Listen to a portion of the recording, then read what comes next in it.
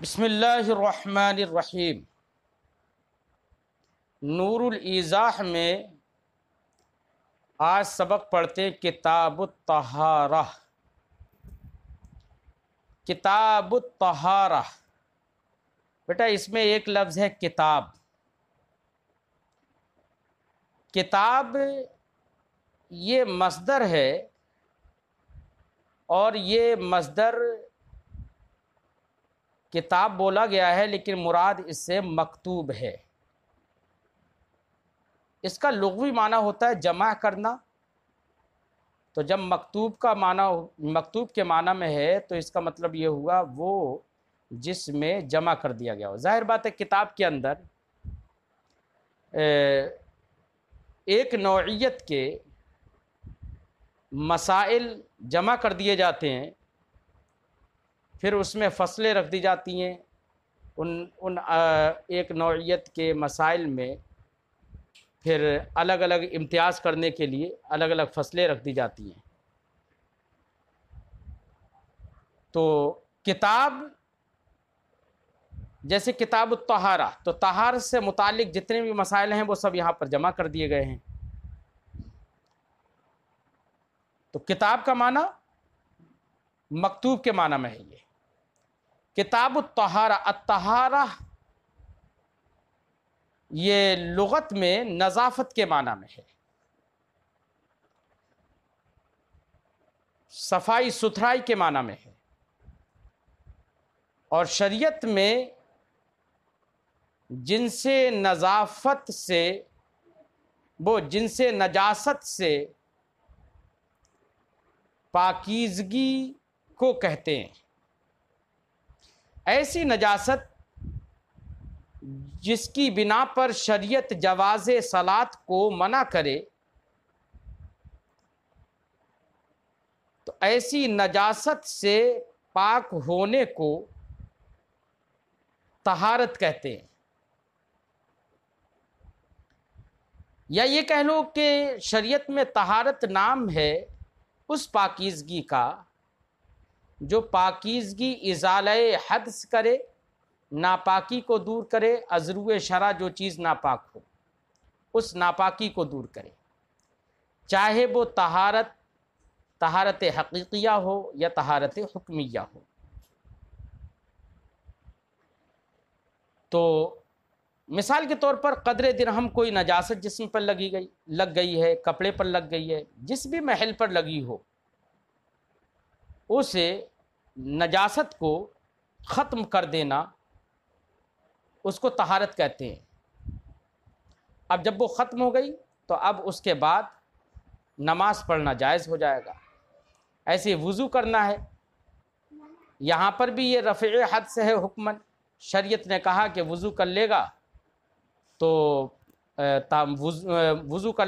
جو حدث ہے وہ حدث دور ہو جائے گا۔ بہرحال کتاب الطہارت، طہارت کی کتاب یعنی طہارت کے مسائل اس میں مکتوب ہیں۔ اب طہارت میں بیٹا حقیقتاً جو طہارت حاصل ہوتی ہے، نظافت جو حاصل ہوتی ہے وہ پانی سے ہوتی ہے۔ پانی ہی رفع حدث کرتا ہے، رفع ازالہ نجاست کرتا ہے۔ تو صاحب کتاب نے سب سے پہلے یہاں پر طہارت کو رکھا، نماز کو بعد میں رکھا ہے، کیونکہ طہارت یہ نماز کے لیے شرط ہے اور نماز مشروط ہے، اور آپ جانتے ہیں کہ شرط مشروط پر مقدم ہوتی ہے، اس لیے صاحب کتاب نے طہارت کو نماز پر مقدم کیا ہے، نماز کے بیان پر۔ میں نے بتایا تھا بیٹا پانی سے طہارت حاصل ہوتی ہے علی الاطلاق۔ تو پانی جس سے طہارت حاصل ہوتی ہے وہ کتنی طرح کا پانی ہوتا ہے؟ تو صاحب کتاب نے سب سے پہلے وہ پانی بیان کیے ہیں جن سے طہارت حاصل ہوتی ہے، جو پانی ازالہ نجاست کرتے ہیں اور جن کی بنا پر نظافت شرعیہ حاصل ہوتی ہے۔ وہ کتنے قسم کے پانی ہیں؟ تو صاحب کتاب نے یہاں پر 7 قسموں کے پانی بیان فرمائے ہیں۔ اسی کو صاحب کتاب فرماتے ہیں المیاہ التی یجوز التطہیر بہا 7 میاہ، وہ پانی المیاہ یہ ماءن کی جمع ہے. ماءن کی جمع قلت تو بیٹا امواہ آتی ہے اور جمع کثرت میاہ آتی ہے. تو یہ میاہ یہ ماءن کی جمع کثرت ہے. فرماتے ہیں المیاہ التی وہ پانی التی یجوز التطہیر التطہیر کا معنی پاکیزگی جن کے بہا کی ضمیر کا مرجع میاہ. المیاہ التی یجوز التطہیر بہا وہ پانی جن کے ذریعے سے تطہیر اور پاکیزگی جائز ہے. سبعۃ میاہ یہ اس مبتدا کی خبر ہے. وہ 7 پانی ہیں. المیاہ التی یجوز التطہیر بہا یہ پورا جملہ ملا کر مبتدا ہے اور سبعۃ میاہ یہ اس کی خبر ہے. سبعۃ میاہ وہ 7 پانی ہوتے ہیں. کون سے 7 پانی ہیں وہ؟ تو علی الاطلاق بیٹا پانی جو ہے یا یہ کہہ لو کہ اصل میں جو پانی ہے ان 7 قسموں میں سے جو اصل قسم ہے وہ ہے ماء سما یعنی آسمان کا پانی. آسمان کے پانی سے مراد بارش کا پانی ہے جو اوپر سے اترتا ہے. اللہ رب العزت نے فرمایا کہ ہم نے آسمان سے ماء طہور پاکیزہ پانی اتارا. تو اصل پانی جو ہے وہ ماء سما یعنی آسمان کا پانی یعنی بارش کا پانی ہے. باقی دوسرے بھی پانی ہے. تو پہلی قسم ہے ماء السما آسمان کا پانی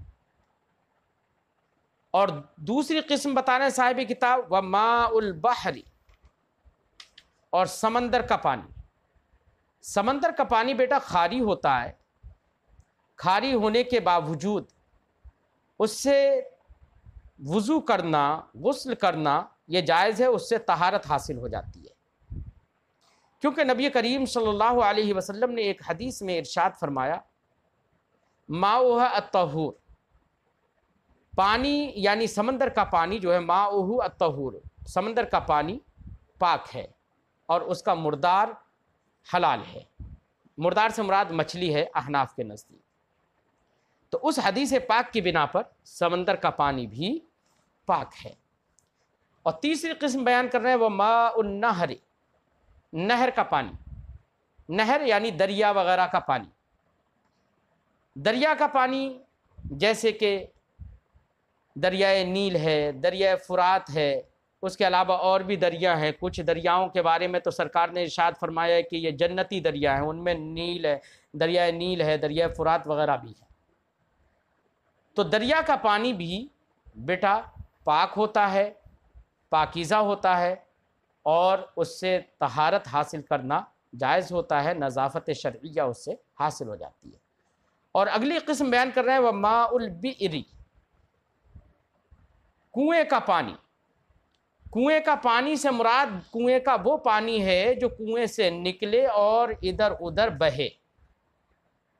یعنی کنویں سے نکل کر نالیوں میں اور چھوٹی چھوٹی ندیوں میں اگر پانی وہ بہہ رہا ہے یعنی ماء البئر سے بھی مراد وہ پانی ہے جو کہ بہتا ہوا ہو جاری پانی وہ مراد ہے. ورنہ بیٹا اگر کنواں کا پانی ہے اور اس میں نجاست گر گئی تب تو وہ پانی ناپاک ہو جائے گا. تو یہاں پر ماء البئر سے وہ پانی ہے جو کہ کنویں سے نکلتا ہو اور جاری رہتا ہو. تو ماء البئر یہ بھی یعنی بئر کا معنی کنواں کنویں کا پانی. وماء ذاب من الثلج والبرد اور وہ پانی ذاب یذوب اس کا معنی ہوتا ہے بیٹا پگھل جانا. ذاب من الثلج ثلج کا معنی ہوتا ہے بیٹا اولا. برد کا معنی ہوتا ہے برف. تو اولا اور برف سے پگھلا ہوا پانی مثلا برف پگھل گئی اب اس سے پانی بہنے لگا. اولا پگھل گیا اور اتنے اولا اتنا اکٹھا کر لیا آپ نے کہ اس سے وہ گھل گیا اور گھل جانے کے بعد پانی بن گیا. تو وہ پانی بھی بیٹا ایسا ہے کہ جس سے طہارت صحیح ہے اور جس سے نظافت شرعیہ حاصل ہو جائے گی پاکیزگی حاصل ہو جائے گی نماز صحیح ہو جائے گی. اب یہاں پر من الثلج والبرد کہا مصنف نے کہ برف اور اولے کا پانی جو پگھل گیا ہو. لہذا اگر کوئی چیز ایسی ہے جو برف کے علاوہ ہے، اولے کے علاوہ ہے، اور اس کا پانی پگھل جائے، تو ایسی صورت میں اس کے پانی سے طہارت جائز نہیں ہوگی. جیسے کہ نمک ہے بیٹا، برف اور اولا جو ہوتی ہے، اولا جو ہوتا ہے وہ تو گرمی میں پگھلتا ہے. اس کے برخلاف نمک ہے وہ سردیوں میں پگھلتا ہے. اب نمک پگھل گیا اور اس کا پانی بن گیا تو بیٹا اس پانی سے طہارت جائز نہیں ہوگی. اسی لیے مصنف علیہ الرحمٰن نے ماء ذابہ کے ساتھ ساتھ قید لگا دی بین الثلج والبرد. تو ثلج اور برد جو ہے یہ قید احترازی ہے، بچانے کے لیے، دوسرے سے احتراز کرنے کے لیے ہے. یعنی ماء الملح سے وہ پانی جو کہ نمک سے پگھل گیا ہو اس سے بچنے کے لیے ہے، کیونکہ وہ اس پانی سے طہارت جائز نہیں ہوگی. وماء العین، اور چشمے کا پانی. چشمہ زمین سے جو پانی پھوٹ اٹھتا ہے، نکل پڑتا ہے، وہ چشمہ کہلاتا ہے. اس چشمے کے پانی سے بھی طہارت کرنا جائز ہے، وضو کرنا یا غسل کرنا جائز ہے.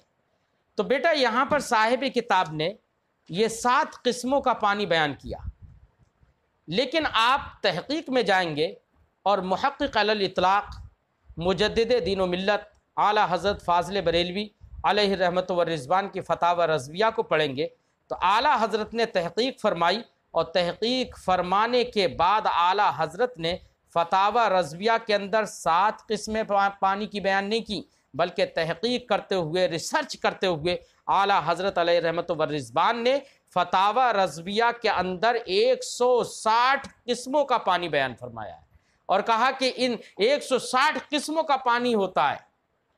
تو یہ تو صاحب کتاب نے یہاں پر 7 قسمیں بیان کی، لیکن اعلیٰ حضرت نے 160 قسمیں بیان کی ہیں.